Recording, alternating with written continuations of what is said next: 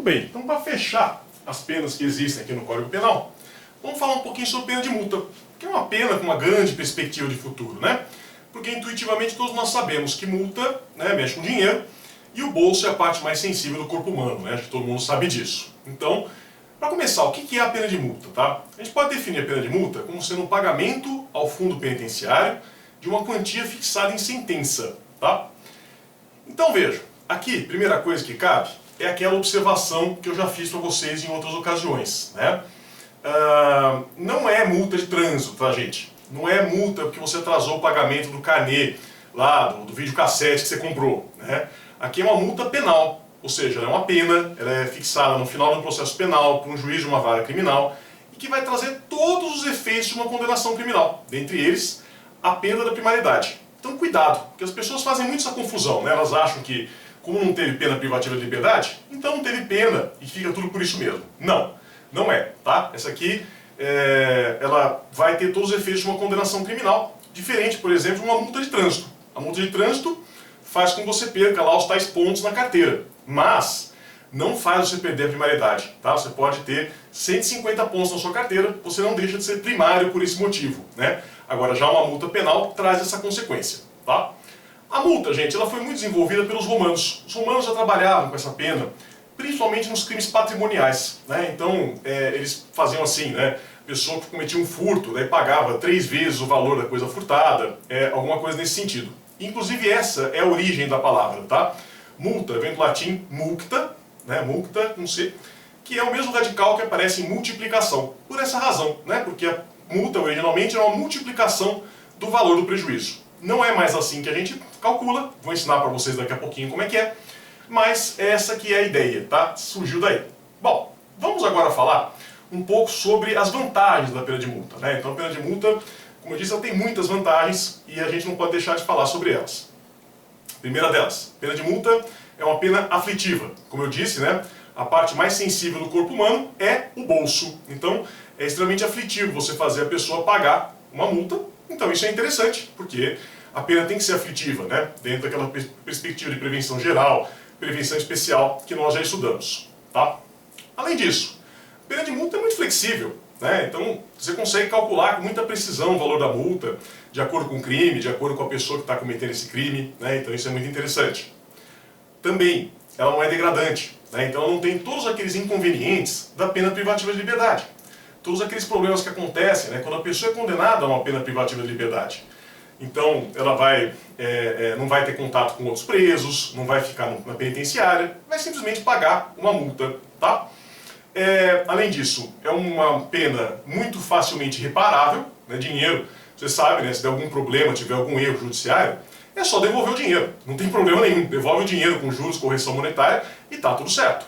E além disso é uma pena econômica, porque não vamos esquecer, né, a pena privativa de liberdade, por pior que ela seja aqui no Brasil, ela é cara, né, você manter uma pessoa presa é muito caro para o Estado. Então, isso é mais interessante, né, você pega, não gera nenhum custo para o Estado, como ainda traz receita para o Estado, né, como eu disse, é um dinheiro que vai para o fundo penitenciário, vai ajudar a custear os presídios, né, então é muito interessante nesse sentido, tá? Agora, é claro, nada nessa vida tem só pontos positivos. Você vai ter pontos negativos também, né? Então, o primeiro problema que tem, principalmente aqui no Brasil, muitas pessoas não podem pagar. E daí até que vem uma lenda, né, que vocês já devem ter ouvido, que a pena de multa aqui no Brasil é irrisória, né? Então, a pessoa que é condenada à multa paga um valor muito baixo, o que seria muito ruim, tá? O problema aí, gente, não é tanto a lei. Vocês vão ver que a pena de multa pode chegar aqui a alguns milhões de reais, conforme eu vou ensinar daqui a pouquinho. O problema é que os réus normalmente são pobres, então eles não podem pagar. Então você vai ter esse problema, né? E esse problema gera um outro ponto negativo, que é um outro efeito colateral muito ruim. É que às vezes o cara é condenado à pena de multa, não tem como pagar, e como que ele resolve o problema? Ele vai lá e comete um outro crime para fazer dinheiro e conseguir pagar aquela multa. Que é também péssimo, né, que isso aconteça. A gente não deve deixar isso acontecer, tá? Outro problema é que é uma pena que afeta outras pessoas, dependendo do caso, né? Então, se o sujeito é arrimo de família, né, se ele sustenta a casa e tem que pagar uma pena de multa, isso vai afetar a esposa dele, vai afetar os filhos. Então, isso também é ruim. Mas, lembrando que a pena privativa de liberdade, tá? Não que um erro justifique o outro, mas também tem esse problema. A pessoa é presa, também vai acabar afetando a família dela, de um jeito ou de outro, né? Até por isso que existe aquele auxílio reclusão, que é tão mal falado, né? Então as pessoas falam muito mal do auxílio reclusão aqui no Brasil, muitas vezes por não saber o que é, né? Então talvez vocês já tenham recebido pelo WhatsApp, dizendo, né, que o auxílio reclusão é um absurdo, que o cara ganha R$900 por cada filho que ele tem, né? Isso não é verdade, tá, gente? O auxílio reclusão ele existe, ele é pago pelo INSS e funciona assim, mais ou menos, como se fosse uma pensão, uma licença por acidente de trabalho, alguma coisa assim, né? Então, primeira coisa, para receber o auxílio reclusão, o sujeito precisa ter contribuído com a Previdência Social, o que muitas vezes, né, a pessoa que é condenada não contribui, então não vai ter direito a isso. E o valor que ele recebe não tem a ver com quantos filhos ele tem, mas sim por quanto que ele contribuiu, né? Então ele recolheu quanto? O teto, o mínimo, né? Então vai calcular como se fosse uma aposentadoria, né? Ou como se fosse algum outro benefício pago pelo INSS, tá? Então, cuidado com isso, não falem bobagem. E a pena de multa tem um último inconveniente, que também é verdade, que ela não é muito reformadora, né? Então, dentro daquela perspectiva de ressocialização, de reintegração, ela acaba não funcionando. Mas até aí, a pena privativa de liberdade também não, né? A gente sabe que na prática isso não existe. Seria muito bom que existisse, mas acaba não acontecendo.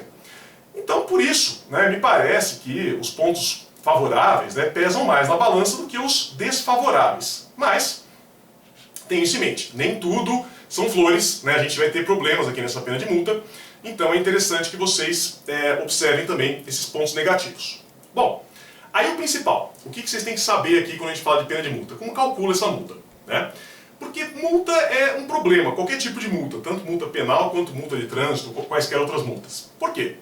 Porque varia muito quanto dinheiro a pessoa tem, né? Qual que é a capacidade financeira da pessoa. Então R$1.000 é caro? Depende, né? Então, para a pessoa que ganha um salário mínimo é caro, é mais do que ela ganha, né? Agora, para quem é milionário, é barato. Então, esse é um problema que a gente vai ter, inclusive no trânsito, né? A multa de trânsito tem esse problema, é o mesmo valor para todo mundo.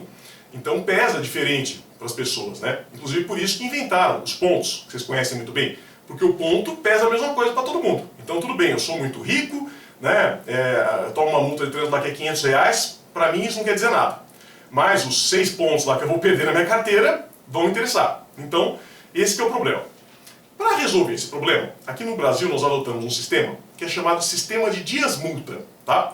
Que aqui eu tenho uma raríssima felicidade. Eu posso dizer para vocês que esse é o único instituto penal que a gente adota que foi inventado aqui no Brasil. É verdade, ele é verde e amarelo, é brasileiro. Foi inventado lá no Código Criminal do Império. E é um sistema tão bom que acabou sendo copiado por outros países, né? Então tem até gente que acha que foi lá na Escandinávia, mas não. É que os países escandinavos, eles gostaram desse sistema e adotaram lá, e estudam bastante esse tema. Mas a invenção é nossa, tá? Então, além do avião, com Santos Dumont, temos o sistema de dias-multa que foi inventado aqui. E por que esse sistema é bom? Porque ele considera 2 variáveis importantes. Ele considera a gravidade do crime e considera também a condição financeira da pessoa que está sendo condenada. Por conta do que eu expliquei, né? Porque o valor da multa vai pesar diferente, dependendo de quanto dinheiro a pessoa tem, tá? Então, como que esse sistema funciona? Ele vai calcular a pena de multa em 2 fases, considerando essas 2 variáveis. A primeira vai considerar a culpabilidade, vai considerar o crime que foi cometido. Então, o que o juiz vai fazer? Ele vai fixar uma multa em dias, tá? Exatamente como se fosse uma pena privativa de liberdade. A gente vai aprender mais pra frente como calcula a pena privativa de liberdade, e aí vocês vão ver que ela é calculada em dias, meses, anos, né? Então aqui é a mesma coisa. E aí o juiz vai fixar, de acordo com o caso concreto, entre 10 e 360 dias multa, tá? Então esses são os limites. O mínimo é 10, o máximo 360. Então ele vê lá o crime e calcula de acordo com isso. E a segunda fase, igualmente importante, é a gente ver qual que vai ser o valor de cada dia multa, tá? Os limites legais, o mais barato possível, é 1/30 de salário mínimo, ou seja, é o mínimo que a pessoa pode ganhar em um dia de trabalho, de acordo com a nossa legislação aqui no Brasil. E o máximo que um dia multa pode custar vão ser 5 salários mínimos, né? O que hoje em dia daria aí, quase R$5.000, né? Então, como que ele calcula isso? De acordo com quanto dinheiro a pessoa tem. Então é uma conta que é feita mais ou menos, não tem uma regra assim rigorosíssima a esse respeito. Mas o que o juiz tem que observar, né? Quanto dinheiro que aquela pessoa precisa por dia para manter os seus custos básicos, né? Alimentação, vestuário, transporte.